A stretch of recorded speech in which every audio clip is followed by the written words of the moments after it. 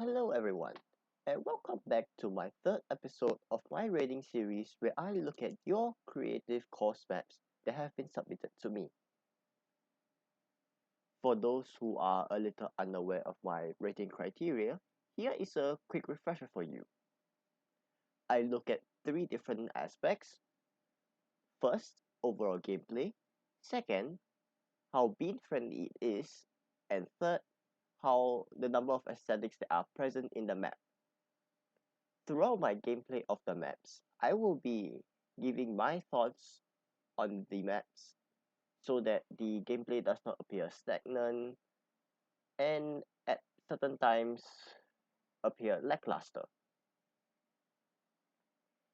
For each video, there will only be 5 maps. So if you did not make it into this episode, don't be disappointed as you might make it into a next video. With that, let us go to the first round of this episode.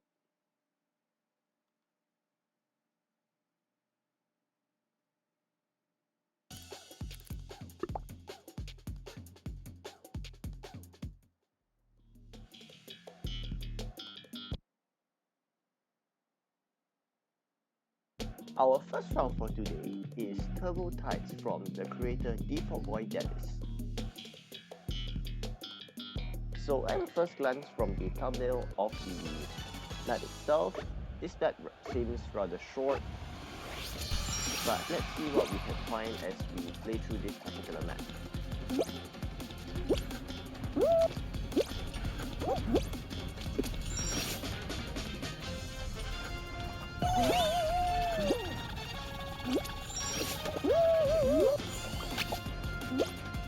Now that was an unexpected plot twist.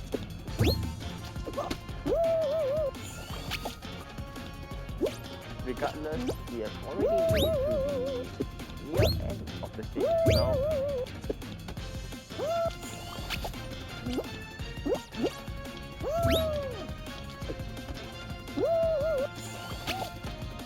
And what is this? This looks like an unexpected error that shouldn't have occurred at all. Normally, I would have to try the entire map again, but with the recent update that has been added, an option known as reset the checkpoint has appeared, so I can use this to my advantage.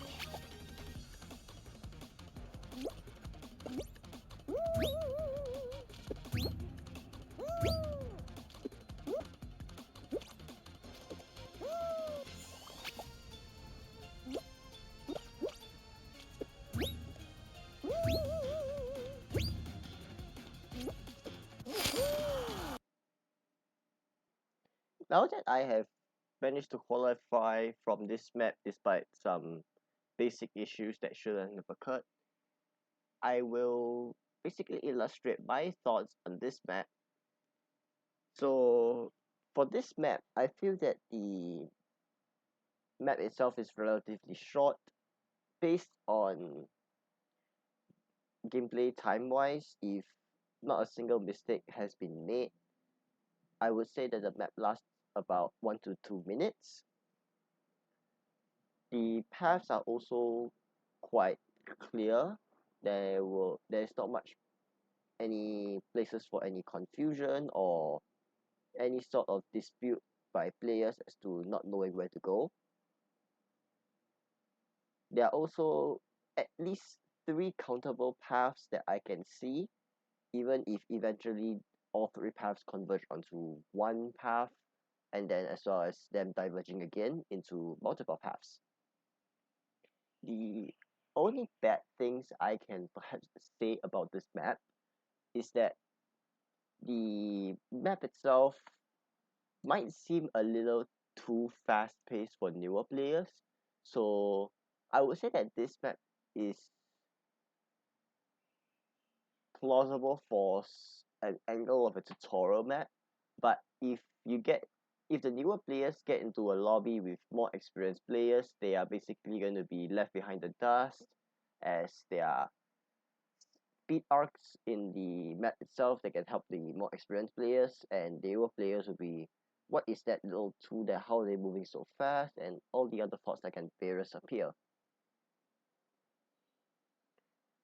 Regardless, let us move to the official rating that I will be giving this map, and that would be a 8.55 out of 10. Like I said before, this map really benefits the newer players, and if they really get this, considering the amount of time that players will take to clear this round regardless of skill level, I would say that this map really bridges the path to let newer players increase their skill level in order to slowly increase the type of maps that they can play, because not all maps are bean friendly. With that, let us move to the second round for this episode.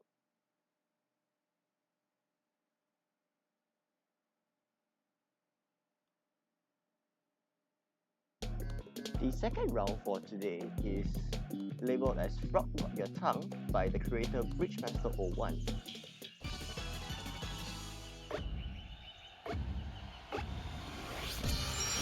So first thoughts down here is that the hextiles always have a weird hitbox to them, even if the hextiles in the particular map doesn't exactly respond to wanting to block players.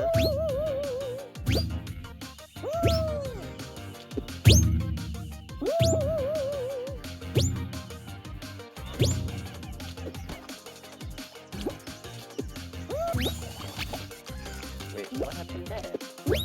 Why did I respawn? So this map itself really makes use of lots of lily jump bouncers, but you see here sometimes the bouncers are a little uncooperative. And as well as I do understand where the aesthetics of this map come from, in the flies, the various frogs, and the beam barriers that basically serve as the cover for the frogs themselves.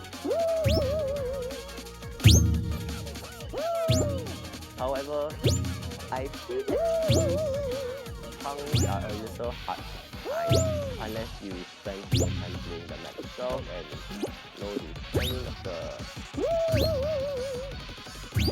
tongue appearing to hit the fly themselves. Otherwise, I would think that players can get messed up by the timing overall.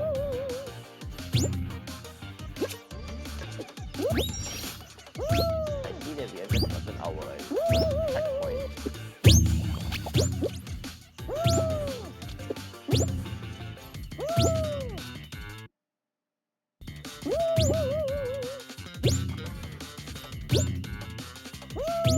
So this part right here, when I was playing Fruit by myself, I believe that the tongue actually appears every 3 seconds to each of the alternating props that I'm showing right now.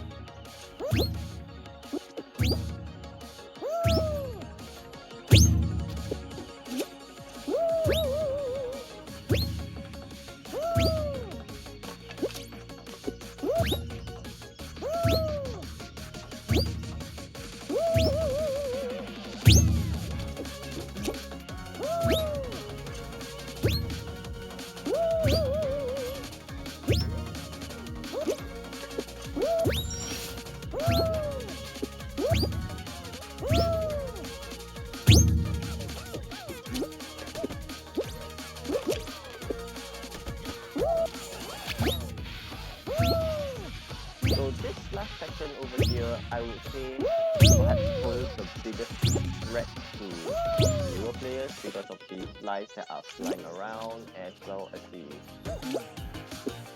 rocks that have their tongue constantly releasing.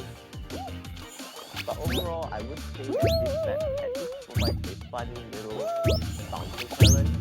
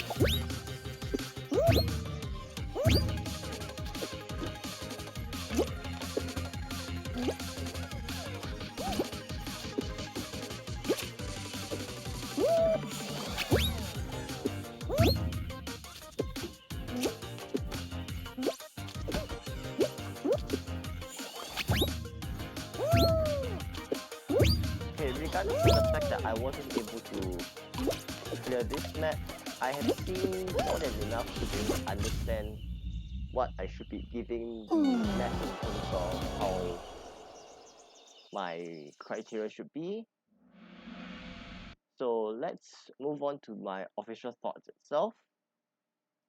And for this map, because as the main aesthetics of the map, as I would say, really shows only two or at maximum three interactive objects, which is first the lily pads, which all have hidden drum bouncers underneath them. Second are the frogs, and thirdly are the flies that are all over the map itself. This map is really more towards the bouncy side of things, and perhaps for someone who might have a lower end performance, it may cause them some issues. Like for those who are not aware of how I've been always able to keep respawning even though you would feel that the jumps are relatively easy, my setup is a little horrible when it comes to being able to withstand huge amounts of applications running at once, so I will at quite a couple of times face lots of lagging issues. But regardless, I would say that this map is more of a positive map than a negative map. Still, I would say that the only negative part would be that the tongues themselves can be a little hard to time, and therefore would be the biggest challenge that newer players would face. Even if, let's say, a newer player, no, sorry, excuse me, for a new, more experienced player, they are able to time the tongue with their own spare runs of the map itself, which is, say, not in any of the official game modes. I would say that this map would be easier for them, of course, as the tongues take about 3 seconds in order to appear and disappear for players to navigate across the tongue and jump themselves on the flies or the frogs as necessary for them to move on. Now let's actually give an official rating for the map itself. And for this map, I'll be giving it a 6.9 out of 10. I have given this rating not because of the fact that I was not able to qualify, as that would mean that I am biased towards the fact that I have to qualify to give maps that are maps higher ratings, but that is not what my intentions are. And Really, I would say that the timing of the tongues is the real biggest threat to newer players. Maybe if there are perhaps a little bit more checkpoints or say the respawn zone is not as sensitive because there are at times where you triggered one of the drum bouncers, but then you still respawn due to being a little too close to the respawn zone, and you get to respawn and you have to start quite a while back because of the lack of checkpoints. Other than that, this map is fun indeed. Now then, after the little exploration in the jungle perhaps with rocks flooding the entire screen, let's see what the third map has for us.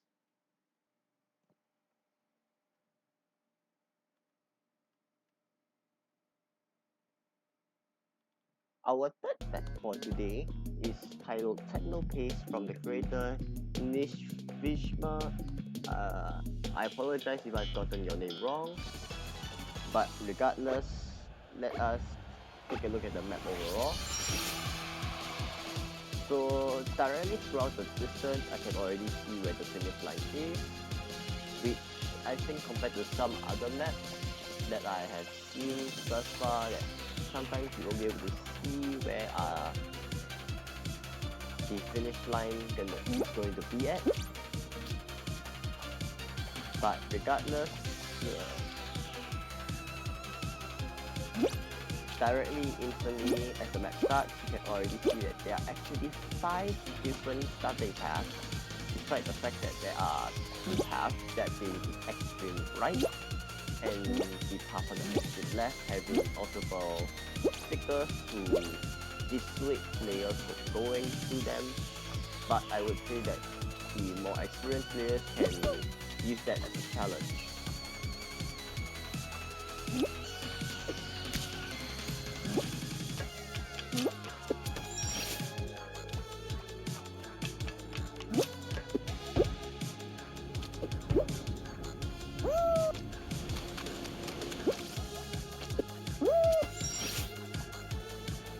So for those who are a little bit more curious on the other paths that actually only converge to 2 eventually, it is the fact that you will be walking through a pipe or navigating through the various number of conveyors and reach to this upcoming half pipe over here with all the spinning axes.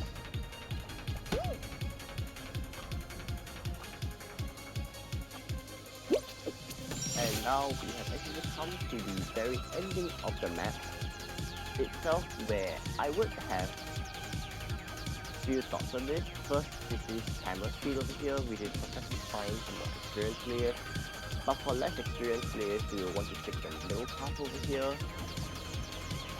And this is a very weird interaction, as I think it might be a little bit placement issues, because if you were to compare up to some of the stands later on, there will not be this interaction where you kept moving back and forth due to being hit by both fans simultaneously. And you really sort of have to navigate a little bit more carefully, because if you don't really navigate with caution, you might find yourself getting blown off and resetting yourself to the checkpoint where you can navigate this same section again, or risk it all and make use of the hammer. Regardless, this was indeed a quick map. And moving on to my thoughts for this map, I would say that this map really has multiple paths, which I am thankful for, because players for some weird reason love to try and body block each other due to shorter number of paths, and with so many different paths, it really sets a pace for more experienced players and lesser experienced players. But it is not a comparison by any means.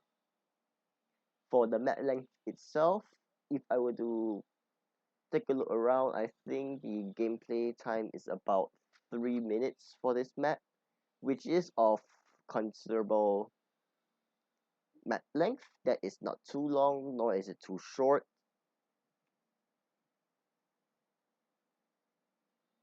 Other than that, I think this map would not have too much of any negative things that I can mention, other than the fact that perhaps say the colors itself might be a little bit trippy, or like as I said, the very final area with all the different fans, you're gonna keep moving back and forth unless you find the right angle to be blown by one of the fans in order to move the next small section that is available. With that, let's actually move on to the official rating for this map. And for this map, I'll be giving it an 8.4 out of 10 because of how short it is, how I see newer players being able to play through the map. And that's all I really have to say, because a short map is always welcome. But really, the fact that it is just simply pure black in as a background is a little bit underwhelming, or maybe for certain people it might be too overwhelming. I cannot speak for everyone, but really the gameplay is there, but aesthetics might be a little bit too low. But regardless, a fun map deserves its recognition. And let's move on to the fourth map.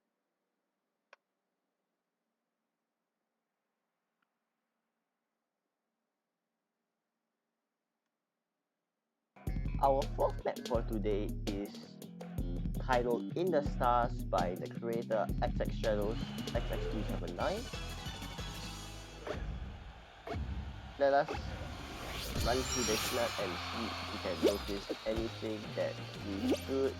So first directing is that all these little planets over here, even though you may have seen me jump diving across from planet to planet, I had to plan some tests, and even if newer players do not understand how to dive, they will be able to navigate that area without issue. This section over here is perhaps the most difficult section out of the entire map itself, as firstly you have to navigate past the pendulum. Second will be the rotating axe that basically rotates in a circle. And lastly is making use of this spinning hammer to make it to the turning platforms and subsequently move to the third part of the map, which hopefully I'm able to time this hammer perfectly. And let us so this first attempt was not that successful, because due to how the positioning of the platform is, I would say that there is not much you can do when it comes to timing the position from the side, which is usually the strategy that you want when talking about using hammers to launch yourself. So fortunately, I was able to do the second attempt. And here is another issue where I would assume that you will most likely have to double stack your speed boost in order to have enough momentum and speed to get to the next platform. I might be wrong in this aspect, but there are cases where players will still do this as normal players would, because they mistime the jump, so they only could use of one speed boost, then when they take the other or a second time of it, they unintentionally fly off the map.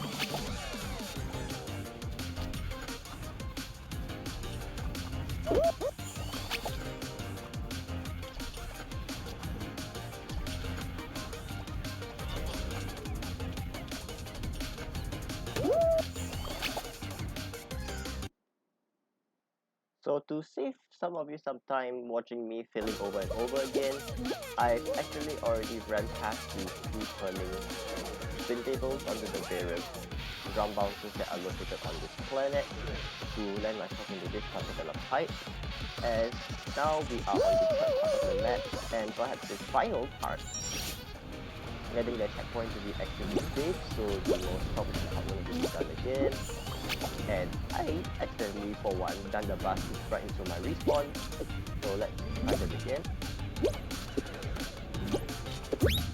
So for this final part of the map, I would say that you do not need to make use of that many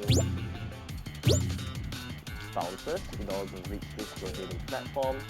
There are 4 rotating platforms as can be seen to allow for players to easily navigate through. And time for me to give my ratings and my thoughts. So let's move on right to that.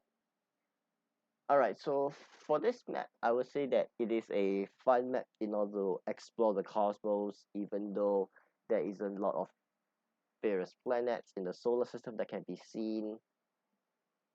But at least there is still gameplay functions. Unlike a map that I've seen one time in Explore where it literally just shows you planets in the solar system and there's absolutely zero gameplay, and the fact is that the finish line is just located at the bottom of the map, which I have zero clue why the creator would actually do that. But I am not talking about that map right now, I am talking about In the Stars. So as I said that this is a fun little map as well. For gameplay wise, I would say that the average length a player would take would be about 3 to 4 minutes.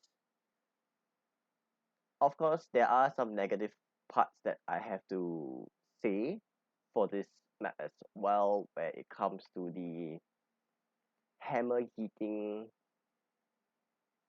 to move forward. I would say that that would be viable as a shortcut for players, but newer players might be blessed to be given an alternative route to reach the next section.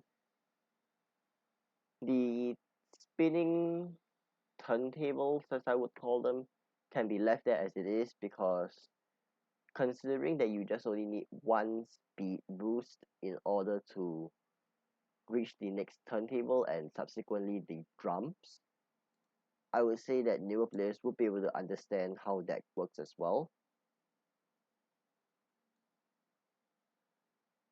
Other than that, let's see if the rating of the map that I gave is justified for such a map. And for this particular map, I will be giving it a 6.75 out of 10, mainly for the reason that the hammer is really the only path to go in order to reach the area with the turntables. I would say that the best improvement for this map in order to get a higher rating would be that have an alternative path for players who are not so skilled with the hammer, or definitely for newer players, but then have them slightly out of way that they can take that risk if they are not so confident, or risk it all and try and be able to qualify before the more experienced players, because matchmaking wise there will always be players who are more experienced and players who are less experienced. Now then, let's move on to the final round for today.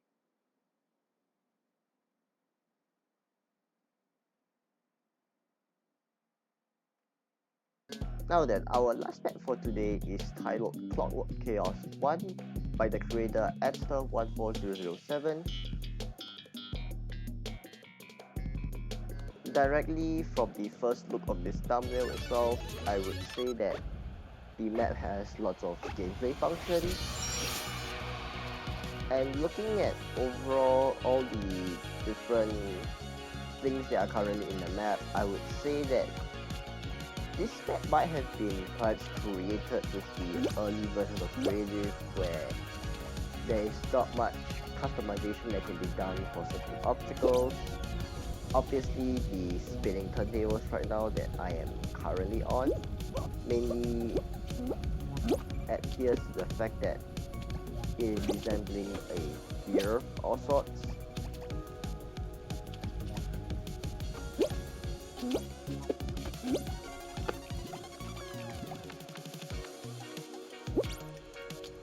So there is actually some shorter paths you can take with the Boom Blaster, but that just basically does not give you too much of an advantage. So I would say that for newer players, they would still be able to catch up at this particular junction.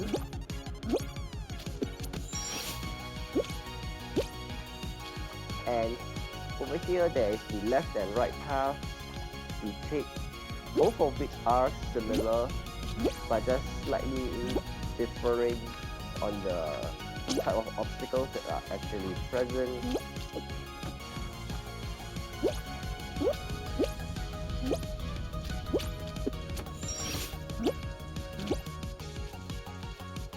And again, it will be seen that some of these paths actually have various shortcuts that can be taken in order to help players get the upper edge.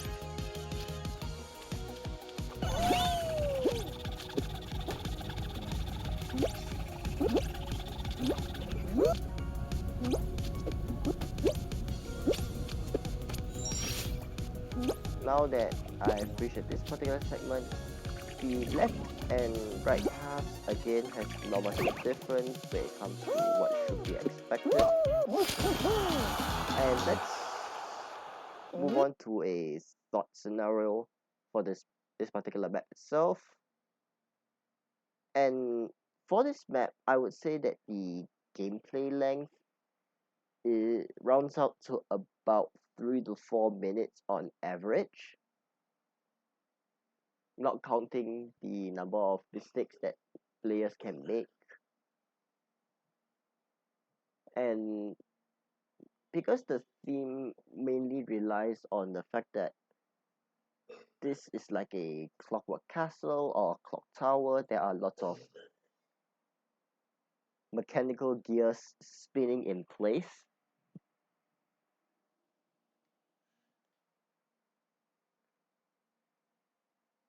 So do I have any negative things to say about this map? I would say that there is not much, because I acknowledge the fact that this map may not have been updated with the constant changes to creative map itself. So as a result, I would look at the map overall itself and the various functions of what it is trying to serve. So now moving on to a rating for this map itself, I would be giving this map a 7.3 out of 10, simply for the fact that newer players can take a different route from more experienced players, and they can still be able to qualify even if this show is in a rotation pool for the main show like knockout or any other maps that usually has less qualification percentage than all winners, the all winner setting itself. So with that, the fifth map has actually been rated for today, which means that this will be the end of this particular episode. Hopefully you guys have found much pleasure in understanding how I look at maps in certain details. And for those who are a little bit more observant, that is different from what I've done for the previous episode, is that for maps, I have started to give a little bit of insight as to perhaps how much a player on average would take to clear the map. Of course, I could be wrong, because there are scenarios that I would actually take the shortcuts in order to ensure that I can qualify, or failing that, to really explore the map by taking a longer time in general. With that, I hope to see you in the next episode. Thanks for watching.